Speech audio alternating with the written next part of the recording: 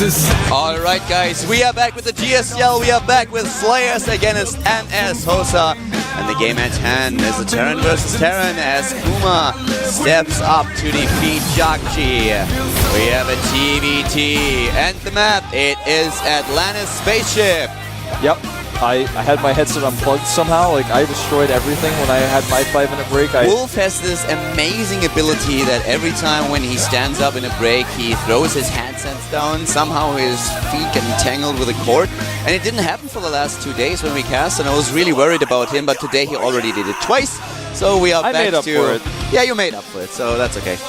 Well, the map that that's been chosen by Puma is Atlantis Space Bear, man. A huge map for TVT. I think it may be his choice to eliminate it so we don't have to use it anymore. We are going to jump into this game right away at the Hot 6 GSTL with Powder and Wolf.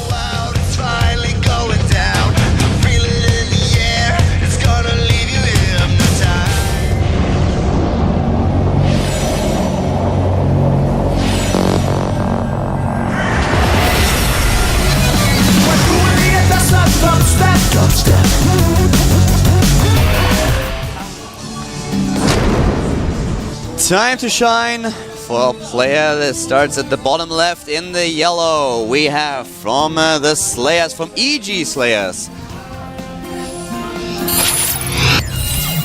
EG Puma!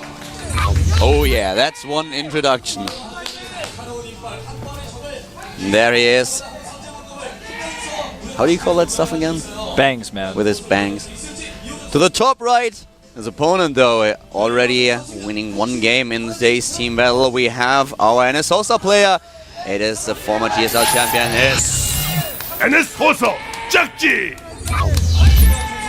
I was just saying, I think we're going to see one Rax expanse for both players, but go on, I just wanted to talk a little bit about the recent history in this matchup. We have, historically speaking, a weakness of Jagji in the Terran mirror match, which is exactly why EG Slayers chose a Terran player to face him.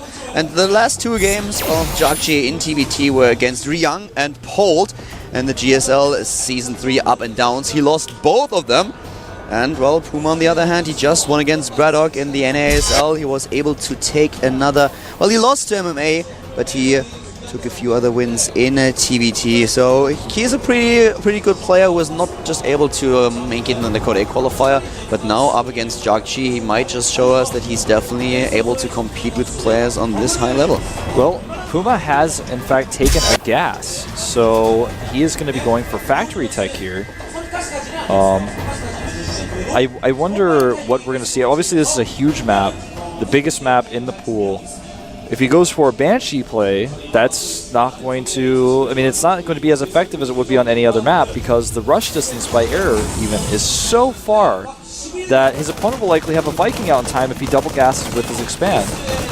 We'll find out soon enough. The problem for Puma at this point in time is that he was not able to get a scout in there. He knows about the two Marines, that's all that he knows. Yeah, he knows basically it was not a gas first, that's all he knows. And he takes another gas. We have him on double gas now, so Puma will most likely go for a Banshee play. Puma has, he's tried to scout, but this is Jagji's first attempt now. He will see no command center on the low ground, that is pretty huge. Was able to get in. Will not see anything else, but I don't think his opponent is going to expect him to do a Cloak Banshee build on this map. That may be kind of like the element of surprise that he's hoping for. Double barracks before gas going down, by the way, for Jagji. That means his Viking will actually be slightly delayed, and this does give Puma a slightly better chance of using his Banshees. Currently at the harvest account dead even, and I would really like to see some really nice Banshee micro, because I feel that with Banshee and TVT, if you control them right and you get more than only one, you can do so much damage. And this is one of the things that a lot of players... I don't know, I feel like you have a few players who are really good at controlling their Banshees, at harassing, at doing damage, but you have to be so careful about them. Even if you don't kill it much, just the threat to your opponent that there is a Banshee, that he has to be careful about how he reacts, when he moves out, because there could always be just another Banshee entering the main base. That's something that you have to keep in mind, that you have to be aware of. Yeah. But if you lose them... If you lose them, the threat is gone. Exactly. The threat is gone. You will have invested a lot of gas, a lot of time as well. So Cloak is now on its way. The first Banshee is building, and I'm eager to see how Puma is going to use him and if they will really pay off here. I like Banshee play. Personally, I love it. I like Banshee play as well. I like early aggression when players start to just turn up the heat, use a few units in order to harass, but this Hellion... That was unfortunate. A little bit over-eager here. Yeah, I mean, he just was not looking at the right moment, unfortunately. Scan goes off here, and with the scan, what he sees is that there's nothing to see. I mean, he's totally in the dark here, but like, he's gonna already prepare for turrets because he knows that this is a possibility. And when you have this limited information and you're a good player like Jockey is, you make turrets. Making 2 of them on the left side of his map, one in near the mineral line, the other near his Marines to protect them. I feel though that he is able to get in here between the 2 of them and take position at the gas. Yeah, if he controls this correctly, he should be able to. Will he have the cloak there though? I don't think so. I don't think there's enough room. And misstep here. That's exactly what you were talking about, man. If you lose the Banshee, that is 300 gas down the drain basically, because he spent 100 on the first Banshee and 200 on the cloak, and the first Banshee with the cloak, that's really where you get that cloak investment. And now his second Banshee, when it gets rallied in, is going to be so much less effective, like so much less effective. He even canceled it. No, he didn't. Actually, no, he didn't. I take it back. Yeah, I don't know how I didn't see that. That was weird. The thing that you just said is so true. It's really a problem for Puma now. He did not do any damage at all, and he moved straight into this tower. I don't think that he realized that he was already in range, and then Jagchi just took the Banshee out. The threat is gone. The Marines in position, just waiting for the second one to arrive. He even has a combat shields. He has a few of them at the natural. With combat shields, suddenly they need 3 shots to get a Marine down. So yeah, he's going to have no chance of really doing damage here. If he micros perfectly, he might be able to kill a few units, but the threat, like you mentioned, this is basically gone. Here we go, starting to move in here. There's a bunker in play as well, which is so scary. If he scans near that bunker with the extra range on the Marines, he won't really be able to do much. He is going to try. Nice micro on the SCVs as well, pulling them back, only losing 1 SCV. Puma is going straight for the tank composition. Yeah, and Puma is still ahead in tech, you know? That's the one advantage that you have. Right, even though he doesn't done that much economic damage, he's going to be significantly ahead in tech. He's only up 5 Harvester rows right now, referring to, of course, the NS Hosa player Jockey. Puma is getting another command center here, so at this point in time he has already 2 orbitals. He's getting a 3rd now. And Jockey is not building any SCVs. Nope. Oddly enough, he's also getting his upgrades out first. +1 armor on the way. He already has +1. And his Marines are going to have stim at a timing where he can actually try to push a potential 3rd base of Puma. Now, Puma has not moved his command center to the 3rd base location just yet, and may even keep it there longer. The ironic thing is, Puma's actually the one doing the pushing, and this is going to be something that Jockey is really going to hope. If he sees us moving out, he is actually going to try to position his units to catch these tanks on siege with his +1 upgraded Marines with combat shields and stim. He can crush this army if he catches it on siege or out of position, or if he gets a good concave on it. And he's already moving out, I think, to intercept here. He delayed his push, he delayed his worker production for quite a while, not to get units out and upgrades a bit fast. Now we have a Banshee doing a bit of damage here, trying to take the SCVs down that are building the barracks at the top he's right. Using these Banshees well. He's continuing to use this Banshee. 7 kills on her, in fact, so that's something that I like from Puma, not neglecting it. Forces even a few units to stim to kill it. And Puma had to turn around. When he saw that drop moving out, he was like, I can't make this work. I just have to turn around. I have to be prepared for this. And at this point, Jockey, again, a little bit behind in tech in some ways. In other ways, his Marine count is out of control, 44 to 18. He's going purely Marine medevac right now, just now starting siege mode in his very first siege tank. But he has this very strong, very upgraded mobile bioforce that he can use to secure a 3rd base on the low ground. That's something, however, that he is not choosing to do. He has not made a 3rd command center, not even in his main. Puma's had a 3rd command center for a really long time. He's pulled ahead 5 workers ahead, in fact, right now, because he's had 3 command centers making SCVs constantly. Like you mentioned, Jockey cut SCV production for a while. Exactly, and this is, he had the lead in harvesters because he had the 2 orbitals a little bit earlier. He also had the mules, but he expected a push apparently and wanted to prepare for it in time. So now he's moving out and he has only Marines and Medivacs with this army. He's trying to expand and will probably just try to posture a bit. Yeah, try this is to a put soft some pressure contain on. move. Exactly. And there's a third base going down for him on the low ground at the third base location. He's going to drop in the main here, try to utilize this to distract some forces potentially. He sees the main army is actually in the main base, decides to pull away. He's not going to be able to attack this head on, but what he thinks here is, all right, I'm going to keep him on 2 bases for a while. The problem is Puma is building up a better siege tank count right now, and his upgrades are catching up, as well as is his marine count. So this is something that he needs to make sure he keeps the command center from getting to the low ground, but if he moves out, if Puma actually moves out, it's going to be hard for him to actually keep up this contain. We have Vikings building, and the Vikings completely designed to just shut down these medivacs, make sure that Jakchi does not have any kind of unit in order to get his hit points back. And as you already mentioned a few minutes ago, we have a higher count in tanks for Puma at this point. Jakchi is just not able to get his economy up fast enough. The third base for Puma with the extra mule, it's working, and he's moving out now, trying to claim the position while we have job play for Puma. He tries to put on some aggression. But Jakchi has he's continued to hold his position in the center, and with these siege tanks he does have mixed in, Puma's going to be hard-pressed to actually make anything work.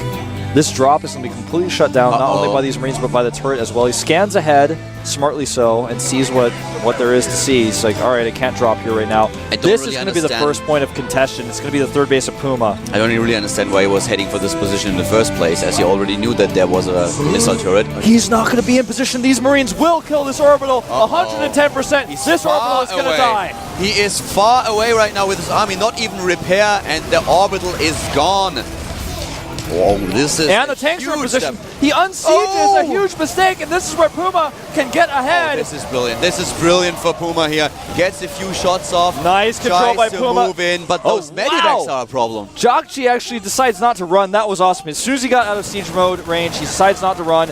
Puma trying to do an attack of his own, but it will be shut down, killing very few SCVs here. In total, about 8 killed, and that includes the Banshee harass from earlier. But he may sandwich these forces for now. No, he's not going to.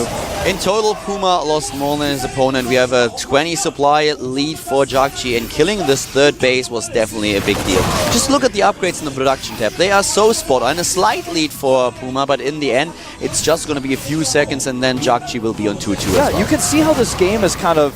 it started out 2 different ways. There was 2 branching paths, but things kind of started to converge into the same composition. Both players making 6 to 7 Marines at a time, 2 tanks at a time when they can afford it, when they're not supply blocked, and that's basically the kind of this converging point, 2 ways to get to the same destination. Oh man, Puma knows he has to do damage here since he lost his third command center, but his opponent knows the same thing, and he's going to deny him. The tank count is the same, 6 to 6. Jakchi has an advantage when it comes down to the Marine count. He has 20 additional Marines here, and he's waiting for his +2/+2 upgrades. Now they just are about to finish. Getting in the second sensor tower. It looks like Jakchi is going to push back some of Puma's forces here. Remember, Puma has these Vikings that he can start to use to push back the medevacs, but that's all that he really has. It's the only pushing power he has here.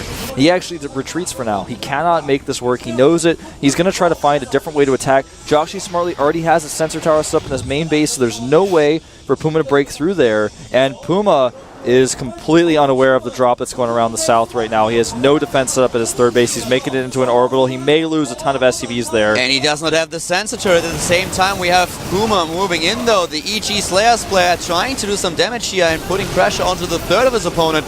The drop is heading towards his third base, though, and this will probably do some damage. He's going to kill unloads at the right side of it. Will stim in. He's probably going to kill at least 5 SCVs here, I think. I think so, too. And Puma is actually retreating right now back home. He knows he couldn't break through.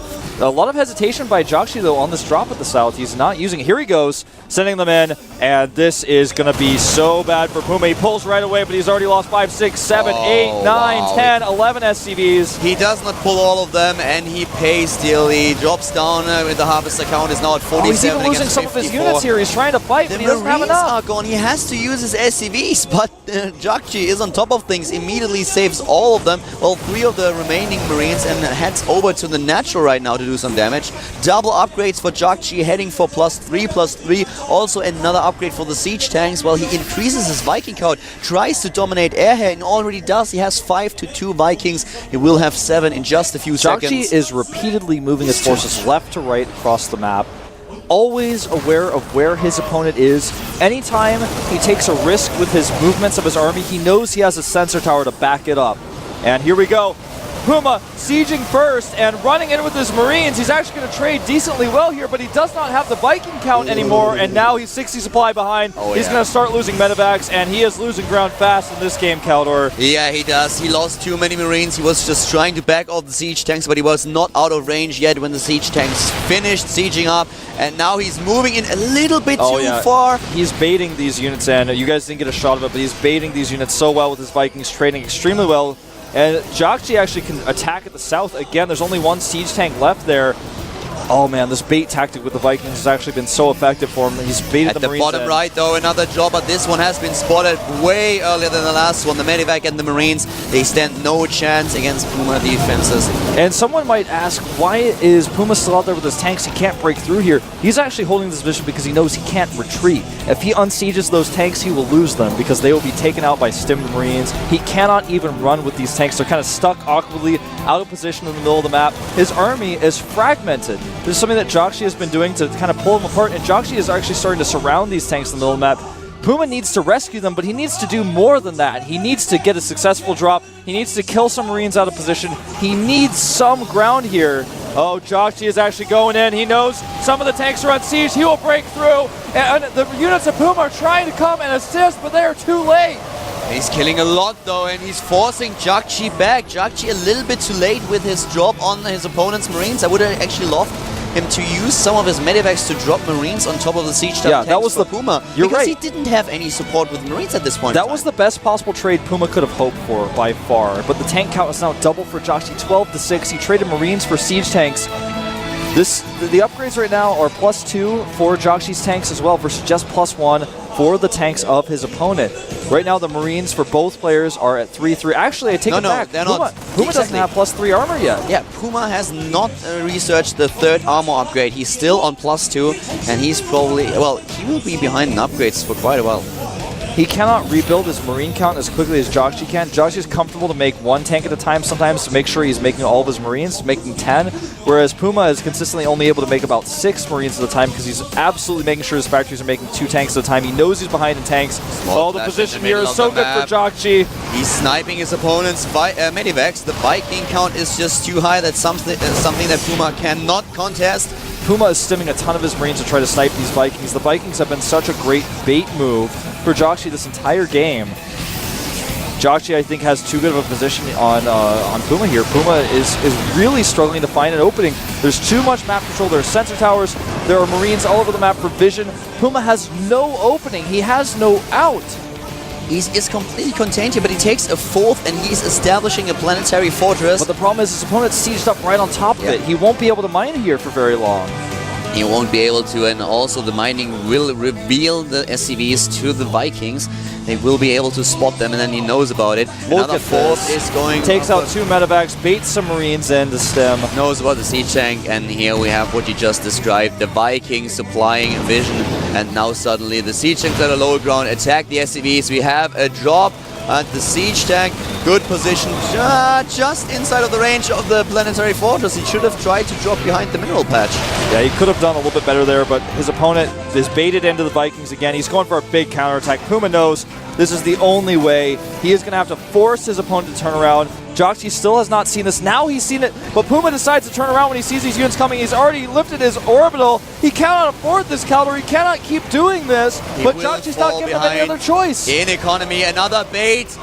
Yes, those Marines are a little bit too far to the right in the range of the siege tanks. This is a great position for Jagchi. And Jagchi, he forced the liftoff. He's ahead in supply, even though Puma trying to close the gap in upgrades, but it's not going to happen as 60 supply advantage in a Terran versus Terran. It's just brutal. It's brutal. I've hardly ever seen Puma look so confused as to what his next move should be. Oh, look at this. He's actually forced an engagement. His opponent has a much better Marine count, but he knows his potential the siege tanks could move forward. He actually runs. He runs from a Marine size that's a third of his at this moment in time at this location on the map. And at this point, Joxy's like, well, I guess you're not going to go for that big counterattack after all. I'm going to send the rest of my units somewhere else because they were just sitting back waiting for you. Joxy is maxed out and he has a high bank. He will continue to produce command centers. He will start to go for additional orbitals and then at some point just cut SCVs down, get a bigger army supply. Look and at now his he has positioning. already 145 army supply against 87. He's going to surround these units. He's always in position. He always has units ready. There's no way Puma can hide.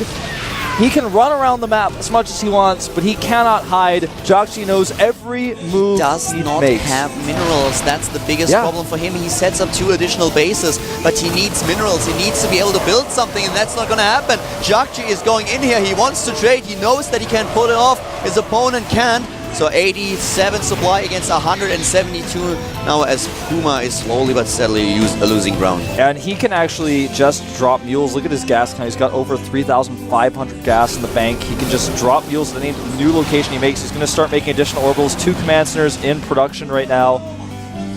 And at this point, all Joxy needs to do is move forward one more time and take this orbital out to take this game. And that's exactly what he's doing, slowly but steadily inching forward, trying to bait these Marines in. This time, he is not successful. He has actually used all of his Vikings now. He no longer has that air control.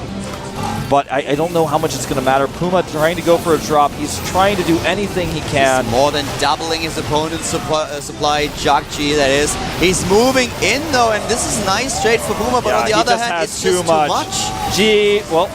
GG. He does some damage. This is basically the best that Puma could hope for his opponent, moving into a sieged-up line, but if you only have 2 or 3 siege tanks, it does not matter.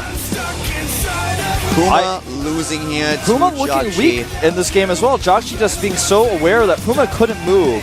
He was trapped, he was baited, he was faked. His opponent had such good map vision. I think the experience of living in Korea, playing on NS Hosa, a Korean university team, being a GSL champion, is something that Puma cannot, he just does not have that. He just simply does not have that. Joxy outclassed him here and takes his team to a 3-1 lead. Exactly, we have a 3-1 lead for NS Hosa now, and the air is getting pretty thin for the Slayers team. Jessica, not happy about the last result. We have the map though, we have Cloud Kingdom as our 5th map in the 5th game. By the way, can I say that arguably, you know, it depends on who you talk to, but arguably Slayer's Jessica is more famous as a celebrity in Korea than Slayer's Boxer. And to see those 2 people sitting on the bench right there, for Korea, that is 2 of the biggest celebrities out there. Like, you know, except like rock stars or movie stars, to see those 2 people sitting on the bench next to each other is so cool. If you're Korean, just be like, oh my god, look at this. Just look at it. And of course you have Sella as well. Yeah, you have Sella there too. Handsome. Man. Think about that. And actually really good at soccer. He's really good at soccer. When we played against this comedian team, there was some kind of comedian team that's working for one of the TV channels here. And Sella and Boxer, they scored the final goal. Nice. They actually did. Together? Yeah. They pass to a head or something like that? Double pass and whoosh. Nice. Very well played. Job well done. I was impressed. Oh. I didn't think that Salah could play soccer that well, to tell you the truth. Well, yeah, I was actually surprised to hear the news on that as well. It has been like 2 months ago, but it was really fun to see.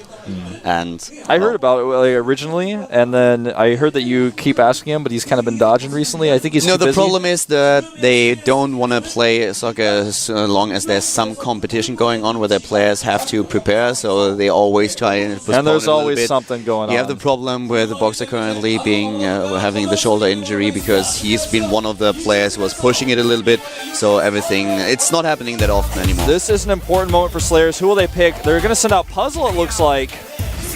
Wow, that was a pretty straight up choice. It's like, what's up, I'm Puzzle. I picked, by the way, Cloud Kingdom as my map. Joxy has shown a pretty good win rate against Protoss, and we saw him tear apart Crank. Yeah, he played a very nice TVP earlier on Antigua. And well, now we have Cloud Kingdom. I wonder what Builder or Puzzle has planned for this map. That's going to be like the biggest thing to see here.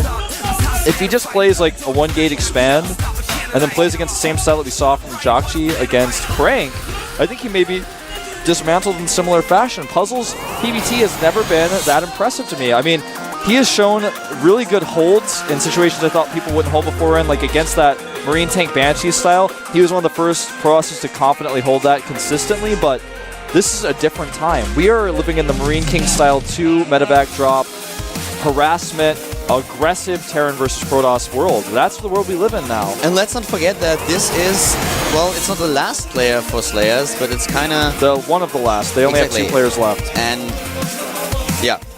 So the next player will probably be MMA, and I don't know, do you use MMA a bit earlier in a TVT? No, I don't think so. See, this is the thing, because Puzzle is a decent all-around player and may be able to take Jiaoqi out here. It's a gamble, but it's a gamble that Slayers has to make right now. They know that Puzzle is good, for example, really good in PvZ. So if he wins here, he might be able to take out Seal, potentially, if he comes out. He's a solid choice for later on. Against Jiaoqi, is he the best choice? No, but they're out of choices. That's a huge problem they are going to face right now. And this is exactly what makes Team League so exciting. Yep. Puzzle against Jiaoqi. Another Protoss versus Terran. This time Cloud Kingdom is going to be the map. And I can't wait. Jiaoqi already with 2 wins was able to defeat Crank and Puma. Now it's another Slayers player. Well, Puzzle looks a little bit bored. He's like, yeah, can we please start? I want to get this over with. Yeah, he does. I think he also looks a little, I would say maybe a little bit nervous. Maybe, I don't know. Yeah, obviously a lot riding on this game. The countdown has started, Caldor. Will Jiaoqi's reign of terror continue? Will Puzzle shut him down? He is one of 2 remaining players for Slayers here at the Hot 6 2012 Season 2 of GSTL.